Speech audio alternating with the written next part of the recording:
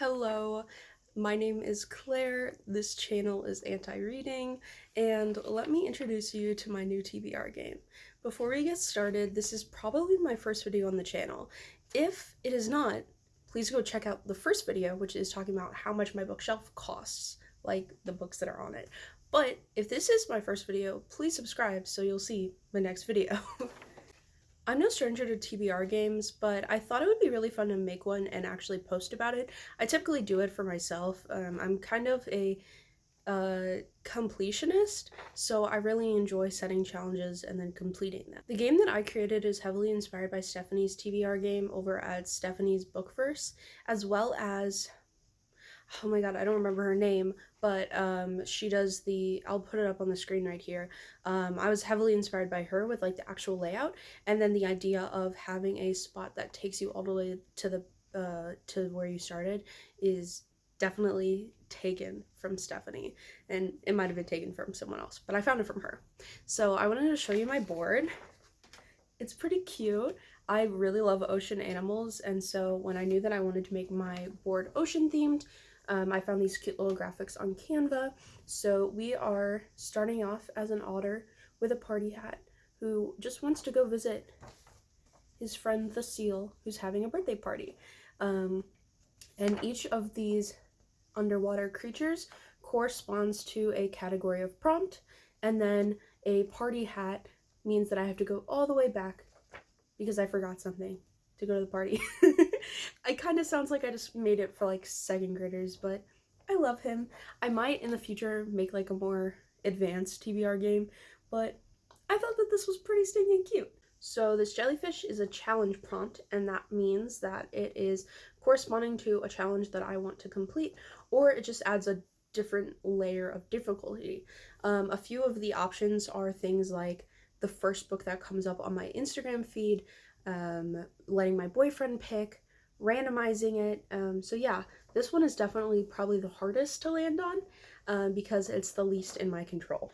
The starfish is for authors, so everything has to do with authors or the publication, so that has to do with publication date.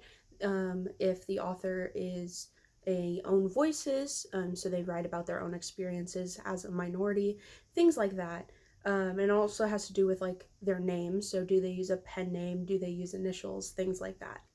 The seahorse is all about the format, so I tend to read in ebooks, physical, and audiobooks, so this dictates what the type of book, what format the book that I choose has to be in. So some of them are just ebooks, some of them are ebooks that I own, so that's from Kindle and from Google Books, as well as NetGalley is a format on there because I'm kind of slacky on my NetGalley. This little shark is about characters and plot, so all the questions and prompts are about the characters and then of course the plot lines. So is it set in the future? Is it set in the past? Is the character a teenager, an adult? Is the character LGBTQI+? Are they a person of color? Things like that. This claim is all about the genre. I tend to read pretty much any genre. My least read genres are probably sci-fi and fantasy, but I still have enjoyed a few of them. So there's a lot of genres to choose from. Some are random, some will just tell me which genre it has to be. And there's some other interesting sort of caveats about this prompt, which I am really excited to get. And then lastly, we have this crab right here. Sorry, I'm trying to make sure you can still hear me. Lastly, we have this crab, and that's all about the cover and the title. So the cover might have to have a certain thing on it, it might be a certain color, the title might be one word, things like that. It might have to start with a certain letter. But yeah, so I have on my iPad a randomizer that will randomize all the prompts once we land on something. But I'm super excited. I just kind of want to get into it. First, I want to show you my little play piece. It's this little clam. He's super squishy, and I love him. Like I said, I really love underwater creatures. You might be able to tell from my shark, but while sharks are my favorite animal, I don't have any shark that's this small, so I figured that the clam would do. Alright, so we're gonna start off at the otter and try to get all the way to the seal. Let's see how it goes. Month 1. Thing I did forget to mention is that I don't actually have a dice, but what I do have is a dye earring. So we're gonna make do. I tried rolling it and I got every single number in like within like 10 attempts. So I don't think that it's gonna be skewed too much, even though it does have a earring hook on it. One thing I forgot to mention is that I do plan on participating in Realmathon. This is an awesome readathon that is all throughout April. So there are a few books that I want to read from that will get me a lot of points that I will try to fit on this TBR. I also just came back from the library, so I really hope to get some of those books on here because I have an insane amount of books checked out from the library. But let's do this. First roll ever of the TBR game. 5. 1, 2, 3, 4, 5. All right, the jellyfish. Let's see what this is. All right, I'm going to spin it. All right, and so what that means is that it is going to be one of the first few books that I see on my Storygraph community tab. So my first prompt was Storygraph community, so I checked the community tab of people that I'm following to see what people are most like are currently reading, what they're reviewing, what they're starting, DNFing, stuff like that.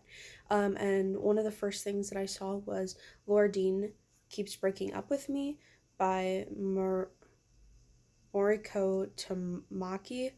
I'm bad at names. But this is a graphic novel that I have put on hold from the library. I'm super excited. It's been on my TBR for a while, so it's great to have a chance to read it. All right, roll number 2 is a 2, and I'm already going back. This is awesome. All right, roll number 3 is a 3, and that is a shark. All right, so a shark is characters and plot, so let's spin. School setting. I think I know just the thing. All right, and for school setting, I have chosen Always the Almost by Edward Underhill. So I just actually got this from the library today. I had had it on hold for a while. I was planning on reading it as a part of Trans Rights Readathon. However, it was something that I was reading a book that kind of was starting to put me in a slump, so I just had to cut off all YA reading. But yeah, I'm super excited. It is not only by a trans author, but the main character is trans, and it also is fake dating. So what's not to love about like not only having a queer author, a queer character, but then also fake dating, which is one of my favorite tropes. All right, roll 4. 1. So Seahorse is all about format. So let's see. Standalone. Okay, most books on my TBR are standalones, so this is not a problem at all. So it's the next day. I totally forgot to film one of the prompts, which was standalone. And another book that I intend to read for Realmathon is Wrong Place, Wrong Time. It is by Gillian McAllister, and I think it's like a time travel mystery. I'm not big into sci-fi elements, but I am kind of excited to read it. It is a host favorite for Realmathon, so I know I'll be getting a bunch of really good points for it. But yeah, I had just randomly walked into the library and seen it, and I recognized it from being a host favorite, so of course I had to pick it up. Roll this is 3. Oh my god. Okay. That is fine. Another roll. 3. And are we repeating history? Let. All right, let's roll another shark. All right, another shark. Multiple POVs. All right, and the next prompt that I had is multiple POVs. So I picked up I Miss You, I Hate This. I've had this from the library for a little bit and I really need to read it. It is following these two girls, Parisa and Gabriella. And it's either in a fake pandemic or it is actually in 2020 pandemic.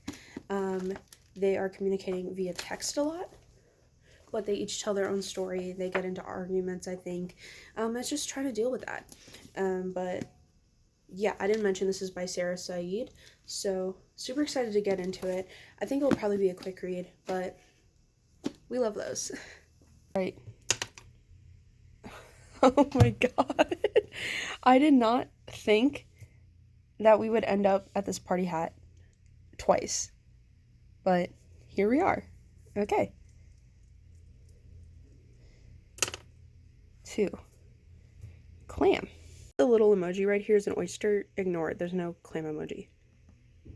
Oh, what? Okay, I meant to click that. Romance. Okay, pretty easy stuff. My next prompt is romance, and so of course I had to read something that I've been holding on to for a literal month, but I have just been so excited to read it, but I wanted it to count during the Realmathon, if that makes any sense. It's Love on the Brain by Ali Hazelwood.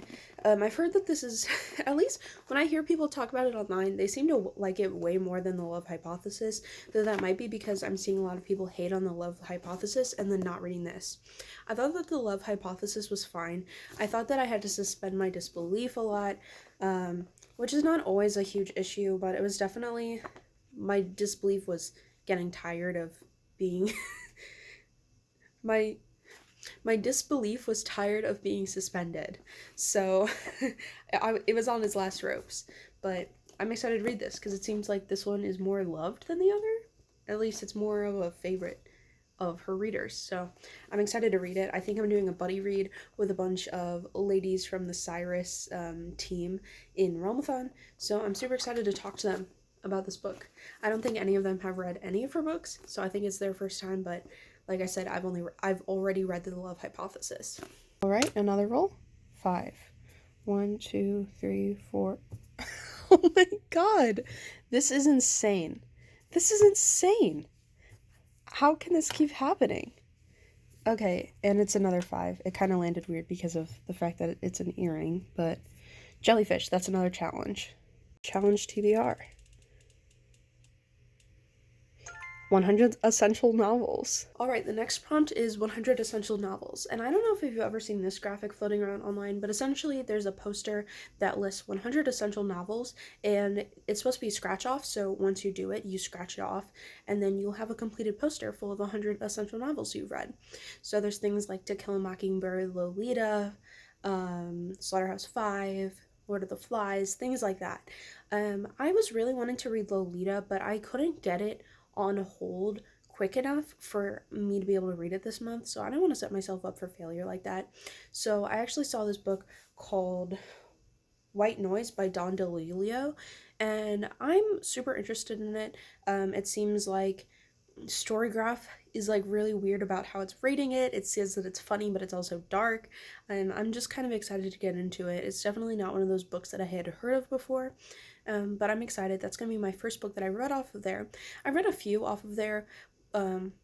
I'd say maybe like 10 of those 100 essential novels, but I really do want to reread them all because a lot of the times that I was reading them was for a class and I didn't really retain the information that well. So I really want to be able to have a better opinion on those books rather than just say, oh, I read that for a class, but I don't remember anything about it, if you understand what I mean. But yeah, White Noise is my book for the 100 essential novels prompt. I'm begging not to get a 2, 3. Awesome. We are past the first party hat. All right, we are on a crab for the cover or title.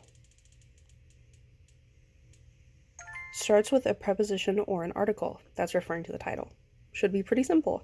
For starts with a preposition or an article, I chose a book that I also picked up from the library today. I had it on hold. It is The Sunbury Trials. This is another book that I was going to read for the Trans Rights Readathon, except for it wasn't ready in time. That's okay. It's by Aiden Thomas. This is, of course, like a cult favorite. I don't even know if it's cult anymore. I think it's just become this really, really big thing. I just realized there is a map in here, which means it will be extra points when I read it for Realmathon, which is really awesome. But, of course, it's giving Percy Jackson vibes. I've been really, really, really wanting to reread Percy Jackson recently, but my boyfriend's never read it, and because we're long distance, I really want to start reading it with him, so I'm going to start rereading it with him probably in June. And he's never read it, so I'm really excited to sort of force him into it. But I think that this will be a good, like, way to satiate my taste for Percy Jackson right now. And then, of course, also, not only is the author trans, but I'm pretty sure the main character is, which is pretty cool. I want to point out that when I tested this, I did not hit any party hats, and I thought that having 2 dice would make it way too easy. But, well, 6. 1, 2, 3, 4, 5, 6. Another crab. All right. Let's see what the cover or title will be. There will be an animal on the cover or in the title. Alright, now I don't know if this counts, but for the book with an animal on the cover or in the title, I'm gonna go with Magpie Martyrs by Anthony Horowitz. It is technically my game, so I get to make the rules. But I've already started this. I actually started it a few weeks ago, but I was on a road trip and I kept on falling asleep at a certain point and I wasn't really retaining any information. I'm listening to the audiobook, so I will be counting my finishing of this audiobook as counting for the animal prompt, if that makes sense. 4. 1, 2, 3, 4. Another jellyfish. A third jellyfish. Let's see what it is. Mood read. Okay, what a pleasant surprise. Alright, for mood read, there is a book that I had been dying for, and I had been on hold for the past 2 weeks for it, and that is, of course, Good Girl, Bad Blood. So I was a Good Girl's Guide to Murder sounded like something that would be right up my alley, and I was kind of scared about reading it because I thought this sounds perfect. There's no way that it's that good. So I finally bit the bullet last weekend. Not last weekend, 2 weekends ago. I bit the bullet and I read it because I was really scared of being disappointed, and I was not. I had a blast reading it. I read it all in one sitting. And then, of course, I want to hurry up and read the rest of the series so I don't forget everything. But I have the second book right here. I'm counting this towards mood read because I was going to try to figure out a way to get it in there. I kind of want to drop everything right now and read it, but I have homework and other books I could probably be reading. So yeah, but I'm super excited to read it. Holly Jackson, I've been loving her writing. I can't wait to read Five Survive as well. I'm going to read that after I finish off this series, but it's just such a good series. It sounds like one of those things where everybody's talking about it, so you can't believe that it's true, but in my experience, it really is true. I just, I really like this. Well, I mean, I haven't read this one, but I really like the series so far. And so I hope to read this ASAP. Next one, 3, 1.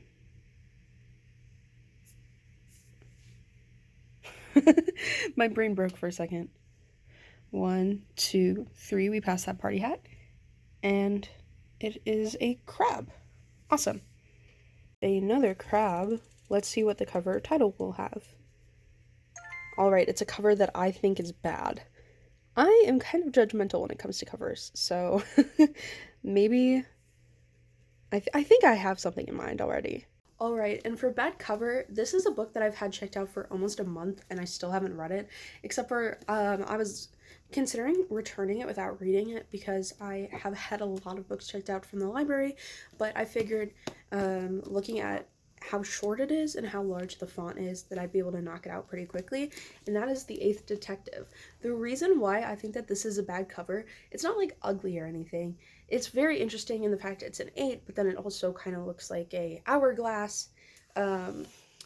This is a murder mystery, but it's giving sci-fi vibes, but it is not sci-fi at all. There's an author who wrote 7 detective stories, and then an editor comes along and wants to edit them all and republish them, redistribute them, essentially. So she starts editing and finds out that there's actually an 8th murder that occurred, and so she needs to solve it. Except for the fact that that's not what this is giving. This is giving sci-fi, time travel. The word detective is the only thing that's telling me that this is a mystery. So, yeah, I'm excited to read it. Its words are not that small, but I'm like, come on. This deserves a way better cover to really communicate what it is about. All right.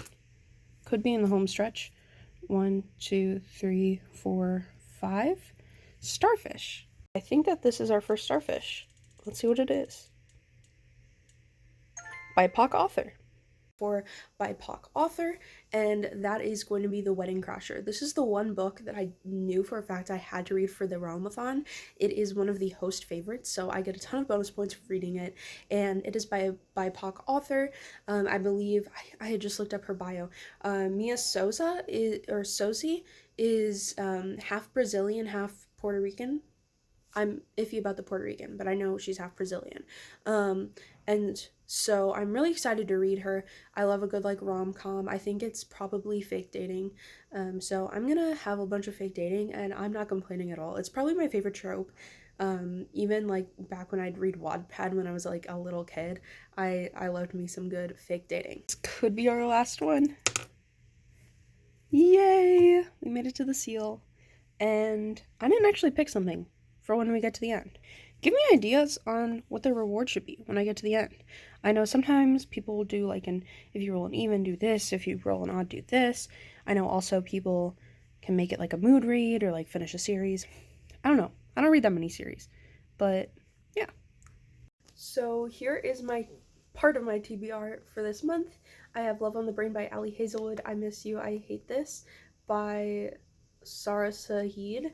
I have Always the Almost by Edward Underhill, Good Girl, Bad Blood by Holly Jackson, The Sunbearer Trials by Aidan Thomas, and The Eighth Detective by Alex, I think it's Pavarsi, but yeah.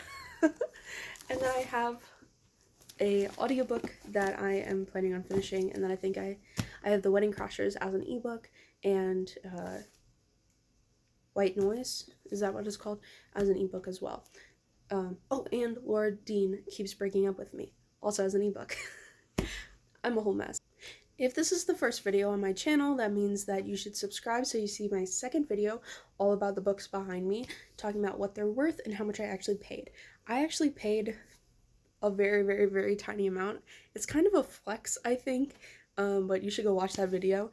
If it's out, of course, you should go watch it to see how little I paid for these books behind me and how much the books behind me are actually worth. If you'd like to see me do a wrap-up on these books that I read for the month of April, be sure to let me know. Also follow me on all my socials. I have a blog, I have a Pinterest, I have a Twitter, I have an Instagram. I have all that fun stuff. Let me know what you want to see. Let me know what's on your TBR this month. But thank you so much for watching. I hope you guys have a good rest of your day, and I'll see you guys around.